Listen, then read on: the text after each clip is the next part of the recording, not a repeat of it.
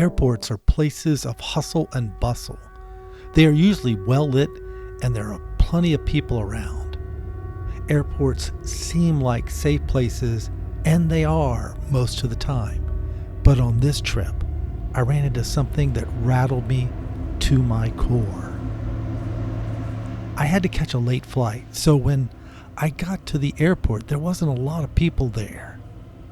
I made my way through the security checks and the baggage checks and the ticket checks, etc., and got to my gate to wait for takeoff. I had planned on doing a little work and maybe some reading for fun while I waited to board my flight. I was a little distracting as I was leafing through some paperwork, and then I felt a blast of cold air hit me on the back of the neck.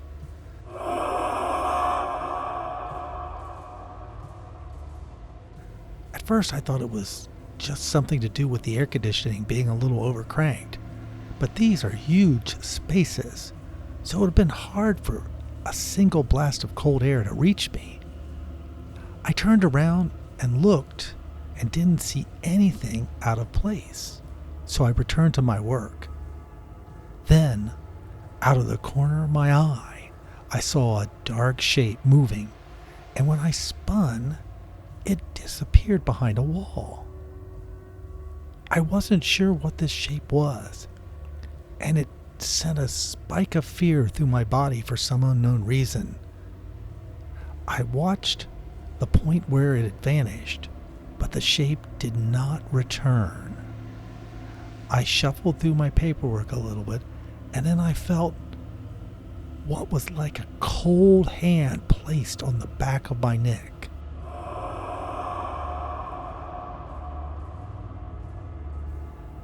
It felt like it was frozen.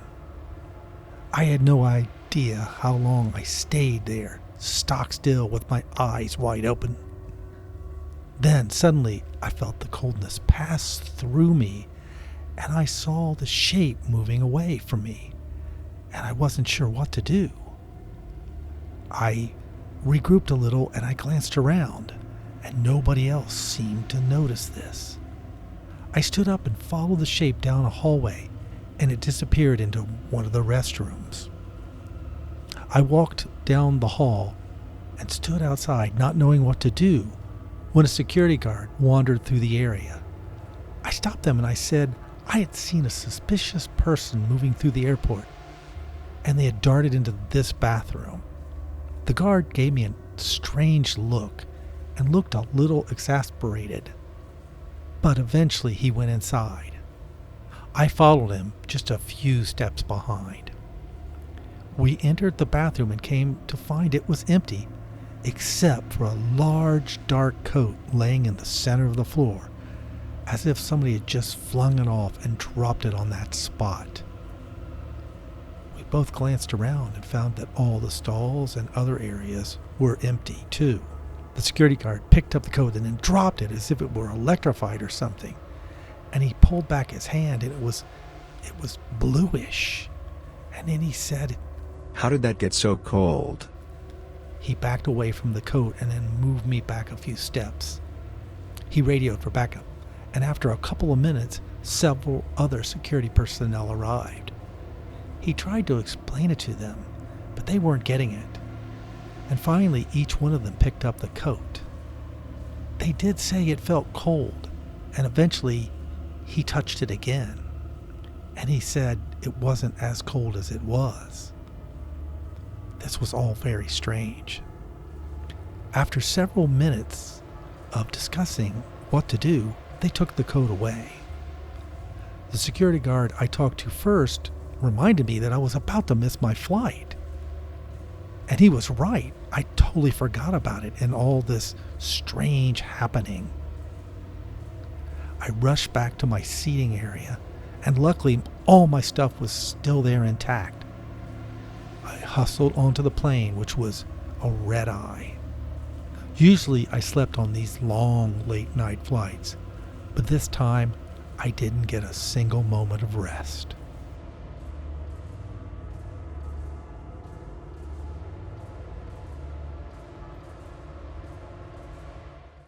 I never liked flying. Something about being thousands of feet in the air inside a tin can with wings always struck me as a little bit crazy, even though I understood how planes worked. Flying is a necessary evil to get quickly from place to place, and I had to catch a flight to attend a funeral of a relative who had passed away. It wasn't a totally sad event because the person had lived a long, good life, and I looked forward to seeing some of my relatives at those classic get-togethers where you share food and stories. I got through all the checks and security and was making my way through the airport to my gate, moving past all the distracted people going here and there.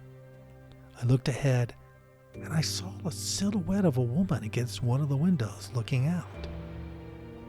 There was something about her that struck me as strange, and I stopped in place, forcing other people to walk around me. Apparently, none of them saw her but me. I was fixated on her, and then she turned toward me, and then her form just faded away. I felt a disturbance pass through my body, and I heard what I thought were whispers of fears and regrets fill my mind.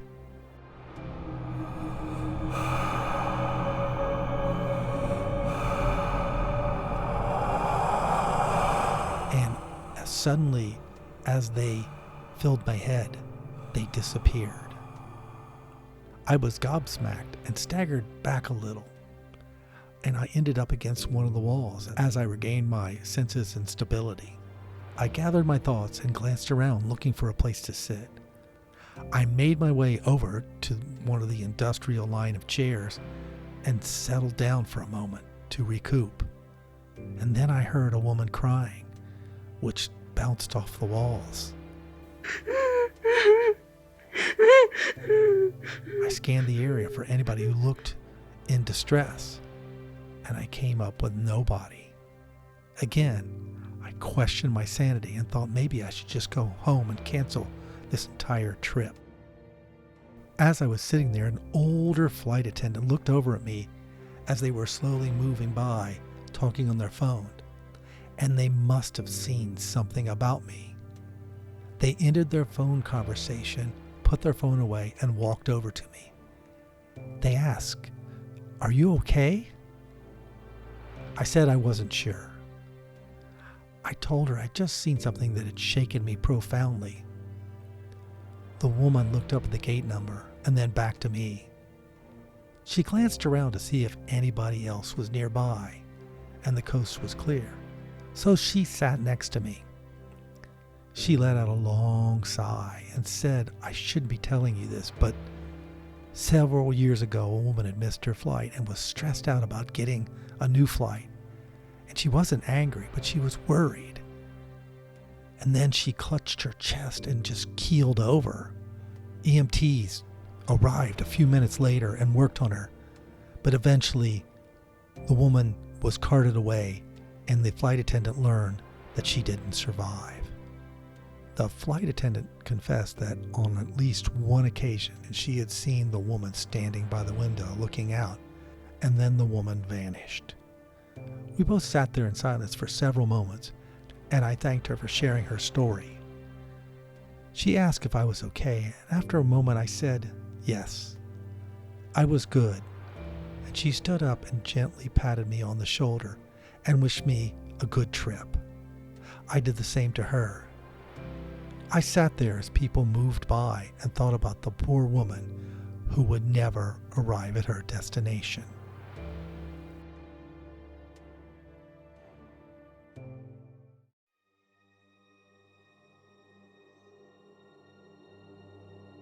There are lots of myths, theories, and conspiracy stories surrounding Denver's International Airport. Some claim it has a secret society of stonemasons who control it. Others say lizard people live below it in tunnels. Some say it's connected to NORAD, which is hundreds of miles away. I don't believe any of that stuff, but one time I had to catch a flight there, and something really strange happened. I had to rush through the airport to get to my gate, which takes you down underneath the airport into these people movers, which is kind of like a subway. I have to praise it for its efficiency of moving people around. I finally made it to the terminal and was making my way to my gate when I saw a person in robes, or what looked like robes, moving the opposite direction past me. I thought this was weird, but hey, there could be some people cosplaying or something like that moving around the country to some sci-fi convention or comic book convention, so I just wrote it off as one of those things. I jumped on the people mover and was moving along at a brisk pace when I heard what I could only say was chanting. It was rhythmic. It seemed to be coming from everywhere and nowhere at the same time. There was a muffled feel to it though, and the sound of the people mover and the sound of the people kind of covered it up. I spun around trying to pinpoint the source, and I couldn't. The chanting continued for a while and then ended abruptly. As I reached my gate, I looked up and saw a robed person disappear around the corner, and I almost got up to run after them to see if they knew anything about the chanting. But then I heard an announcement my flight was getting ready to board, and I didn't want to miss that. I got on my flight and made it to my destination on time. My return flight brought me back to Denver, and as I moved through the terminal listening for the chanting, there was a brief moment where I could have sworn I heard it again, but as fast as it came, it disappeared as quickly. I made my way down to the baggage claim, grabbing one of my checked bags, and as I was leaving, I looked up on the wall and saw this gargoyle sculpture grinning down at me. I don't know what it was supposed to mean, but it gave me a bad feeling. I wondered why anybody would put a gargoyle in a major airport. I guess that will be one of the great mysteries that will go unsolved in my life. And so will the chanting that I heard in the airport that day. Advei hoc mort, animat vertor, opero non timeo. Zarus est